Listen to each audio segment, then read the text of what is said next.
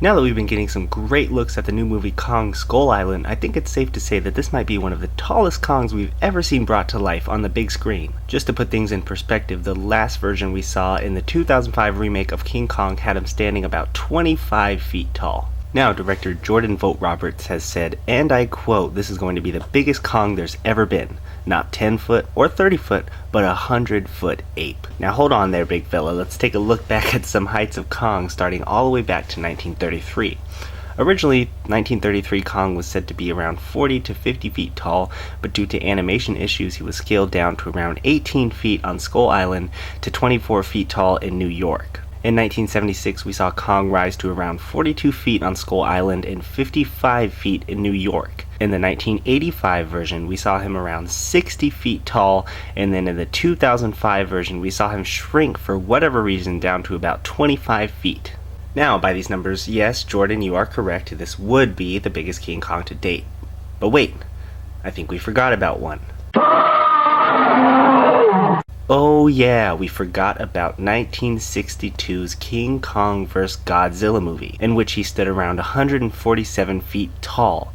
Now that was the biggest ever on-screen adaptation for the big ape. However, regardless of how you want to take a look at the numbers, King Kong still pales in comparison to his friend from across the ocean. In 2014, Godzilla was brought back to the big screen in a big way, coming in at about 355 feet. He was the biggest, bulkiest, most epic version of the nuclear lizard that I've ever seen, much to the dismay of original Japanese fans who tore down this depiction for being too bulky and fat, and who have since made a taller version of Godzilla, coming in around 387 feet and fresh out of a 2-year gym membership, being the most slim and muscular version of Godzilla that we've seen in a while. Now again, if you're like me and you love seeing giant fighting monsters come together on the big screen, then you already know about the planned Godzilla vs. King Kong movie in 2020, and to be honest, that has to be in your top 5 list for most anticipated movie in 2020. I personally can't wait, but I see one big problem that we might have here.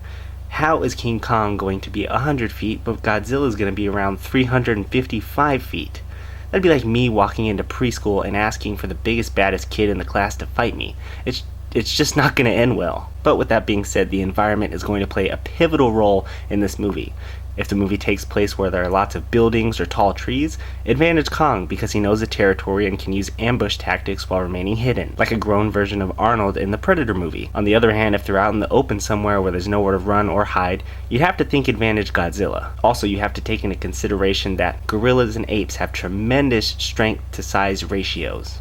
The amount of force that gorillas can produce is astonishing. It's said that they're about as strong as 10 men and can even lift up to 10 times their body weight. To put that into perspective, if you can bench press 225 pounds, they might be able to bench press 2,250 pounds. So no telling what that ratio is to Godzilla, who seems to knock buildings over without even giving it a second thought.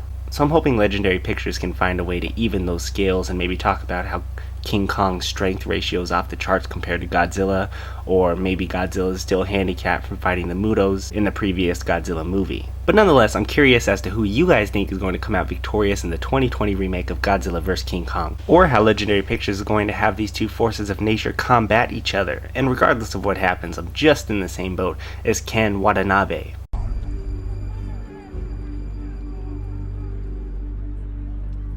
Let them fight. So guys, as always, if you enjoyed this video, be sure to like, comment, and subscribe for more videos every week. Thanks again for watching, and I hope you all have a wonderful day.